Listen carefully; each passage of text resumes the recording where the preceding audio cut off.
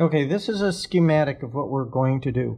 We're going to take two USB microphones, in this case an Rode NTG microphone, the wireless Go 2, which is a USB connection. We're going to take those signals into VoiceMeeter, and we're going to pull out the individual channels into Audition and record two separate tracks. We're going to save those channels. On the NTG, it sits in front of a monitor, and that flat screen monitor, I think it reflects sound, and I have to do a lot of work in post. I'll be able to take the noise out using Audition's noise print and process, which is superior, and evaluate both tracks. Adjust it to a uniform loudness of LUT -14, which is what YouTube wants. Apply the declicker and de-esser. So then I'll have an MP3 file, sound file, to import into Premiere Pro. Now over here in OBS, I will record using Insta360 Webcam. I'm going to pull out a sync track so I don't have trouble syncing this audio output to this video. So I'll take those into Premiere Pro, the MP4 and the sync track, and then I'll be able to edit it in MP4, and I will have my resulting MP4 file. Now I like Rode Connect, and it only outputs one channel, but this way I can get two, I can get more, and evaluate which microphone, which microphones, or which setup is going to be better. There's the user manual. This is valuable for knowing lots of little things that are not intuitive. There's lots of hidden menus. This is very useful because you can see how the buses are set up, the input one, and what it means to select A1. It goes to the physical output. This is the master control right there, the master section, and it inserts itself right here into the link. These virtual outputs, I needed this virtual output to direct that into OBS. That's where OBS is getting its input from here. This is my setup here, so when I talk about certain devices, you'll know what it is that I'm talking about. Here is the Rode NTG USB up here, running this experiment with wireless Go 2 to see if I can get that echo out that's produced by this screen as the sound bounces into the Rode NTG USB. So we have Rode wireless. This one is connected because the battery is being charged. This is the receiver here, and it needs to be connected to record. That's the USB connection, and these are the two transmitters. This transmitter has a lavalier attached to it that I'm going to be putting on here in a minute. And so here is the OBS. Behind here is the Insta360 Link 4K with a microphone. It's also USB. So that's the USB inputs. You can't see it because it's in a teleprompter. I'm going to switch over recording using OBS now. Here we go. Setting up VoiceMeeter Potato with Adobe Audition and OBS Studio 29.1.3. The first thing we want to do is check the Windows settings. So we're going to go into the control panel here, hardware and sound, sound. Let's put this part away. After we install VoiceMeeter, VoiceMeeter input is set to default device.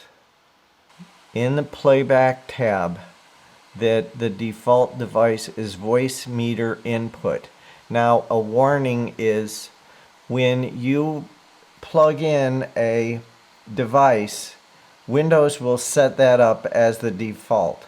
So if you're adding a USB or any kind of device, check back in here to make sure that Windows hasn't set it up as the default device. So clicking on the recording tab,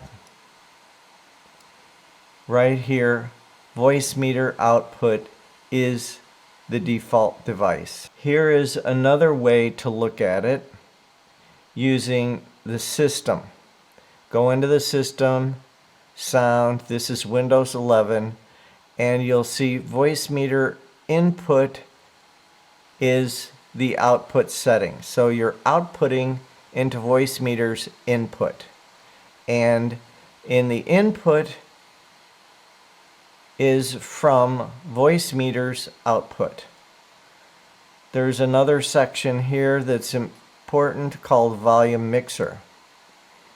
And here are the apps and the system sound. The system output to VoiceMeeter's input. And the system's input device comes from VoiceMeeter's output. And the apps, now I have watched someone say that you should not use the default, but you should use this, you should select one of these settings here.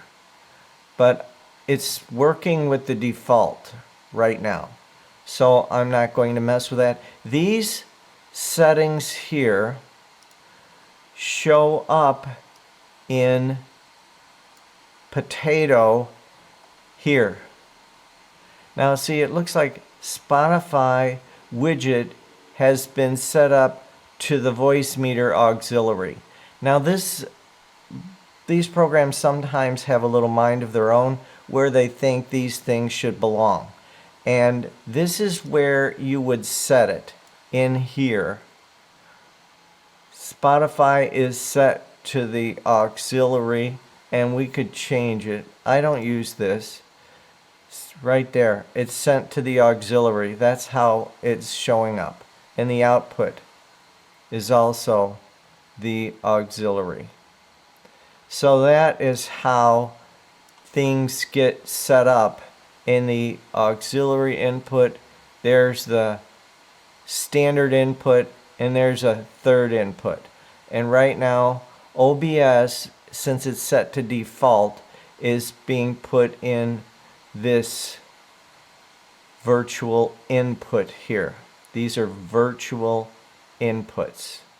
So that takes care of how you deal with Windows. While we're in here, this input, you can click on this here and select what device. So this device is set to the desktop microphone, which is the video mic in TG. In this one, it's set to WDM Wireless Go 2, the receiver. And in this one, it's set to the microphone of the Instalink. So that's the inputs here. These two are not assigned.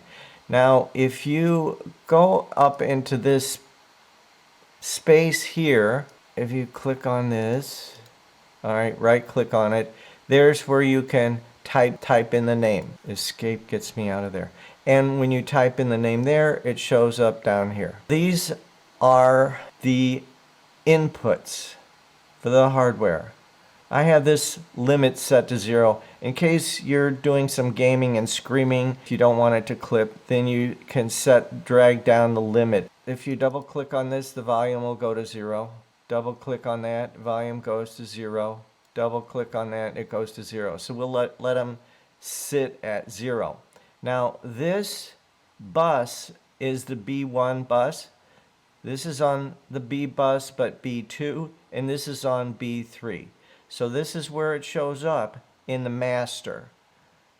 You can hardly see it. There's B1, there's B2, and B3, and you can see those signals are set there. A fella suggested this should be set at composite, so you can click through this and set it to different settings. You'll have to check the manual out. Leave this one at normal just to see what happens. Now these 3 USB inputs are run through the master and they're being output. So this is where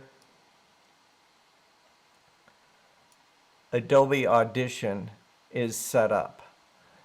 You would go into edit, or you can reach this from here, but I don't think we're not going to be able to see this because this is being recorded here. I can stop this recording because OBS is capturing the VoiceMeeter audio input is being captured, and this is where I'm recording it right here. So I could stop. I'll stop recording this. Careful that you need to have R pressed if you want to see this. So I'm going to stop these recordings over here to show you the setup on Audition. So it's now stopped, and this is set to 01M, VM VAIO1. This is 04M, and this one is 05. You can click on this and go to the audio hardware here, or you can click on Edit, Preferences,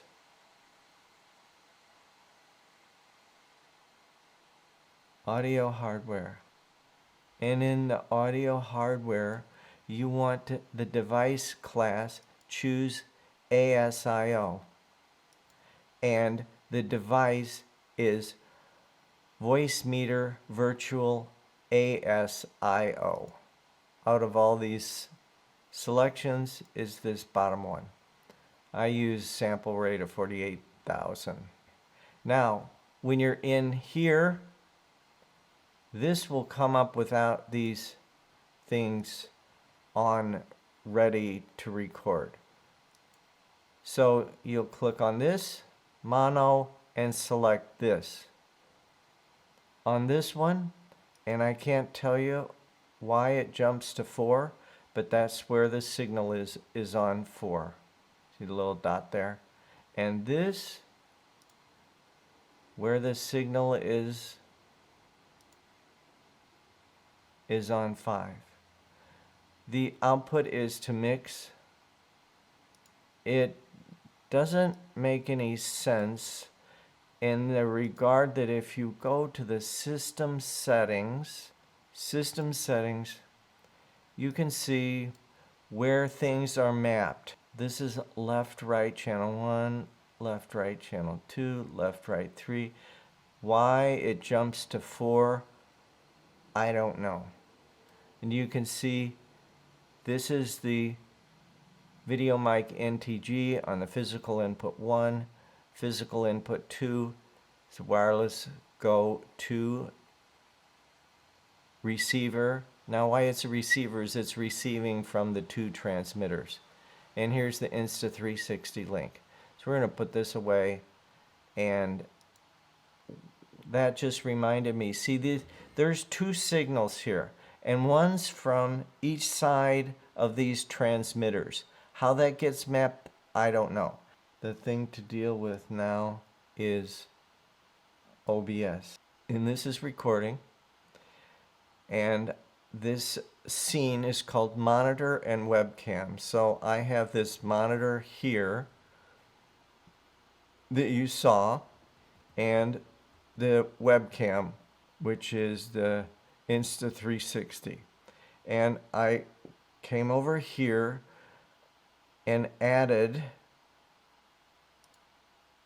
an audio input capture, and that goes into the audio mixer, You can see I have the audio turned down a bit because it will clip.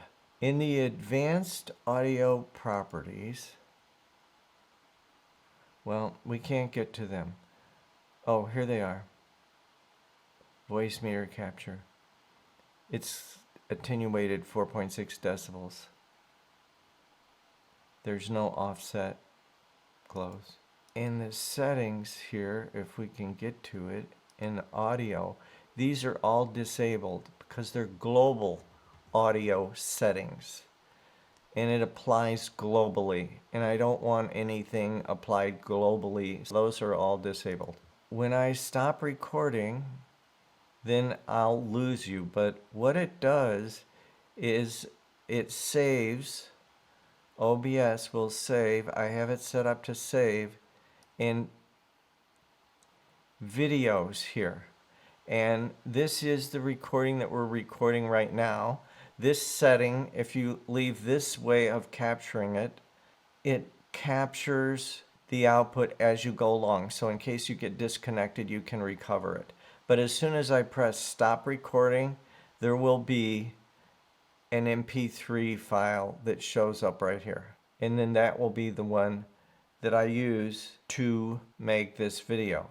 And I have now the option of using these video outputs. In Premiere Pro, you can sync these, any one of these, or a combination of these. You can sync automatically in Premiere Pro with this audio output. So I'm keeping this audio output.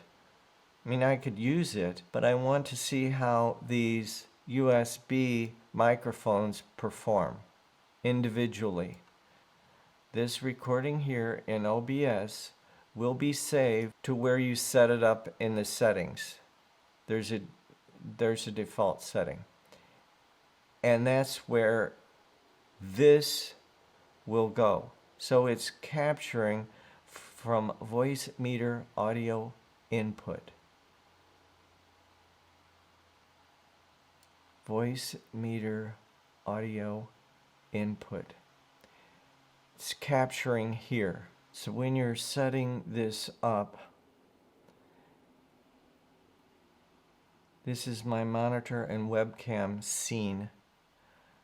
To my monitor and webcam scene, I'm adding a audio input capture. And when I do that, you can see where I already set this up. This in the properties, device, you see you have a choice. So it shows up in OBS as a choice. OBS knows that VoiceMeeter is there and it can get an input from VoiceMeeter's output. Where this comes from, this volume mixer here, where OBS is selected as an output device as the default, an input device default, where one actually could go in here and select it, but since it's the default, it's already been selected. This is where OBS would get its input capture. One other thing I didn't mention, when I have A1 selected here, it's going to output to A1. And when I have A2 selected, it will output to A2. There's not anything in A3. Whatever's set up on this first input is what's going to be coming out here. Okay, thanks. Like it if you did. Give me feedback, what worked for you, what didn't work. Thank you.